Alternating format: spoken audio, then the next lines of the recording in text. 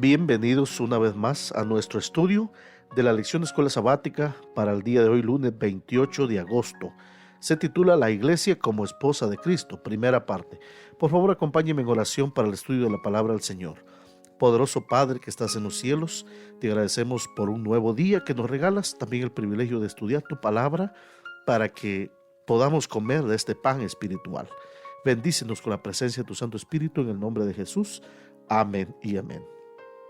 Muy bien, la iglesia como esposa de Cristo, primera parte. Comparemos Efesios 5, 25 al 27 y 29 con la historia de la persona abandonada y luego acogida de Ezequiel 16, 1 al 14. ¿Qué elementos de esa historia refleja Pablo en su bosquejo?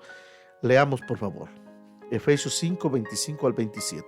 Maridos, amad a vuestras mujeres, así como Cristo amó a la iglesia y se entregó a sí mismo por ella, para santificarla, habiéndola purificado en el lavamiento del agua por la palabra, a fin de presentársela a sí mismo una iglesia gloriosa, que no tuviese mancha ni arruga, ni cosa semejante, sino que fuese santa y sin mancha. Efesios 5:29. Porque nadie aborreció jamás a su propia carne, sino que la sustenta y la cuida, como también Cristo a la iglesia. Ezequiel 16, 1 al 14 dice: Vino a mí palabra de Jehová diciendo: Hijo de hombre, notifica a Jerusalén sus abominaciones, y di: así ha dicho Jehová el Señor sobre Jerusalén. Tu origen, tu nacimiento es de la tierra de Canaán, tu padre fue amorreo y tu madre etea. Y en cuanto a tu nacimiento, el día que naciste, no fue cortado tu ombligo, ni fuiste lavada con aguas para limpiarte, ni salada con sal, ni fuiste envuelta con fajas. No hubo ojo que se compadeciese de ti para hacerte algo de esto, teniendo de ti misericordia, sino que fuiste arrojada sobre la faz del campo, con menosprecio de tu vida en el día que naciste.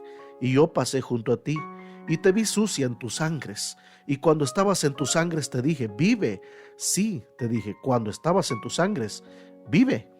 Te hice multiplicar como la hierba del campo, y creciste y te hiciste grande, y llegaste a ser muy hermosa. Tus pechos se habían formado, y tu pelo había crecido, pero estabas desnuda y descubierta. Y pasé otra vez, junto a ti y te miré, y he aquí que tu tiempo era tiempo de amores, y extendí mi manto sobre ti y cubrí tu desnudez. Y te di juramento y entré en pacto contigo, dice Jehová el Señor, y fuiste mía. Te lavé con agua y lavé tu sangre de encima de ti, y te ungí con aceite, y te vestí de bordado, te acalcé de tejón, te ceñí de lino y te cubrí de seda. Te atavié con adornos y puse brazaletes en tus brazos y collar en tu cuello. Puse joyas a tu nariz, zarcillos en tus orejas y una hermosa diadema en tu cabeza. Así fuiste adornada de oro y de plata, y tu vestido era de lino fino, seda y bordado. Comiste flor de harina de trigo, miel y aceite, y fuiste hermoseada en extremo, prosperaste hasta llegar a reinar. Y salió tu renombre entre las naciones a causa de tu hermosura, porque era perfecta, a causa de mi hermosura que yo puse sobre ti, dice Jehová el Señor. A medida que Pablo en Efesios capítulo 5, versículos 21, 25 al 27 y 29 le va dando forma a su metáfora del matrimonio, que representa a la iglesia y su relación con Cristo, recurre creativamente a las costumbres y los roles de una boda antigua en relación con la iglesia como esposa, donde Cristo es el esposo divino, que en primer lugar ama a la iglesia como esposa, de acuerdo a Efesios 5:25. Nunca debemos olvidar que este es un trabajo de corazón para Jesús. Él nos ama. Segundo, se da a sí mismo como el precio de la novia. En el contexto de los acuerdos nupciales antiguos, el novio compraba, entre comillas, a la novia con el precio, entre comillas, de la novia, que generalmente era una gran suma de dinero o algunos objetos de valor, tan grandes que las economías de las aldeas antiguas dependían de esa costumbre. Cristo paga el precio final por la iglesia como su novia, ya que Él se dio a sí mismo por ella, dice Pablo en Efesios 5:25. En la encarnación y en la cruz se da a sí mismo como el precio de la novia. En tercer lugar, baña a la novia. La preparación de la novia era una parte importante de las antiguas festividades nupciales, como también ocurre en la actualidad. Eran las damas de honor y las parientes femeninas de la novia quienes las preparaban para la ceremonia. Sin embargo, Pablo imagina al esposo divino preparando a su novia para la boda. Es Él quien la santifica, es Él quien la limpia en el lavado del agua, Efesios 5:26, una probable referencia al bautismo que encontramos aquí. Y en cuarto lugar, pronuncia la palabra de la promesa. Esta limpieza se realiza por la palabra, Efesios 5:26, que señala a la palabra de la promesa que el esposo divino recoge, dirige a su esposa, quizás en el contexto de la ceremonia de los esponsales, de acuerdo a Efesios 1:3-14 y 2:1-10, y observa las promesas de Dios a los creyentes en el momento de su conversión. Los esponsales eran la versión antigua del compromiso moderno, pero era un conjunto de negociaciones mucho más serias que las que se dan hoy, y en aquel tiempo incluían un acuerdo escrito sobre el precio de la novia por parte del esposo y la dote, que eran bienes que la novia traería de su familia al matrimonio. En quinto lugar, prepara y adorna a la novia. Cuando la novia finalmente se presenta ante el novio, ella es fabulosamente hermosa y aparece con un esplendor impecable, de acuerdo a Efesios 5:27. Cristo no solo baña a la novia, también la prepara y la adorna. La pregunta de reflexión para hoy es: ¿cómo nos ayudan estos textos a entender lo que Cristo realmente siente por nosotros? ¿Por qué debería resultarnos tan reconfortante esta idea? Mis apreciados amigos y hermanos, Cristo y su iglesia, marido y mujer, en esta analogía que está dentro de la gran metáfora que Pablo presenta, quiero para compartir para ustedes la palabra analogía. En el diccionario de la Real Academia Española dice que es relación de semejanza entre cosas distintas. También razonamiento basado en la existencia de atributos semejantes en seres o cosas diferentes.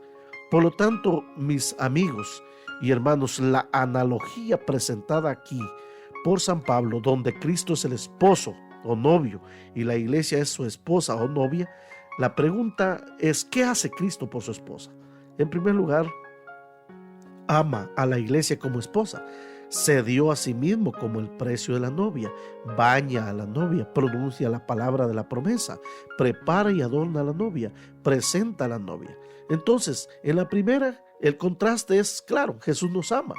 En la segunda, el novio debería entregar al padre de la novia bien de su dinero para poder tomarla por esposa, mostrando cuánto la valoraba.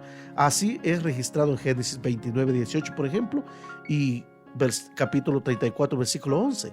Cristo hace el papel de la dama de honor, preparando él mismo a la novia.